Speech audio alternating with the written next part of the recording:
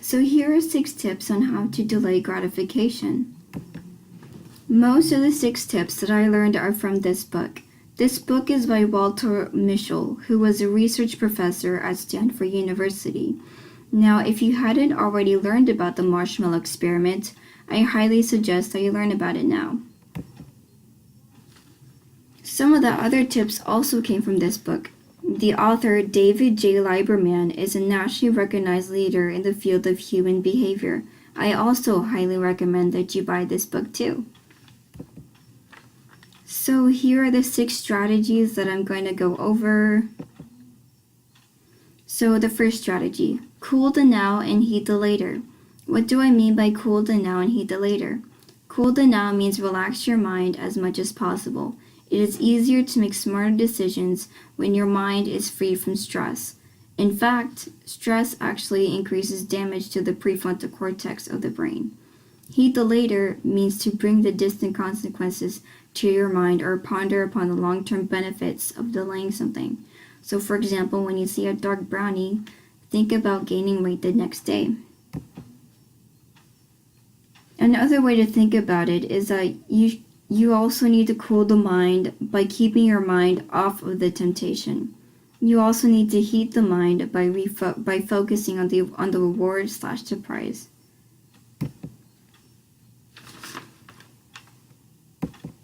Okay. So the second tip would be to strengthen your prefrontal cortex. Remember, your prefrontal cortex allows your brain to delay gratification. So the best way to delay gratification is to get rid of stress as much as possible. Oh, wrong slide. Yeah, get rid of stress as much as you possibly can. So some of the ways that you can get rid of stress is that you can exercise 30 minutes a day, at least 5 days a week, and also can have a continuous social life. Another tip would be to perform mindful meditation. Studies show that people who meditate for about 30 minutes a day for 8 straight a week have noticeable increases in gray matter density in the prefrontal cortex. At the same time, MRI brain scans show a reduction of gray matter density in the amygdala, a region responsible for anxiety and stress. This technique is helpful when battling with negative emotions, such as anxiety, stress, or anger. What you can do is that you can imagine seeing yourself in third person, or pretend that you're a fly in the wall and you're seeing yourself. This technique will increase your psychological distance from the event. It will reduce your stress, cool the hot system, and you can use the prefrontal cortex to reappraise what happened. The fourth strategy is to distract yourself from the temptation. During the marshmallow test, some of the successful preschoolers hid the marshmallow away, and some of the other successful preschoolers pretended that there's lava or poison around the marshmallow. So when, for example, you are trying to achieve a long-term goal, you can visualize the negative consequences.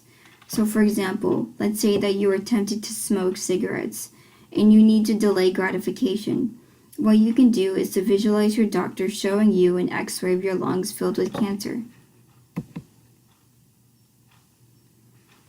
Now, if-then plans are known to be very effective. In order for some of them to work, you need to write them down and practice rehearsing it over and over again. If you don't write them down, it won't stick in your head. So here are some examples of the if-then plans, and I'm just going to go over the last one.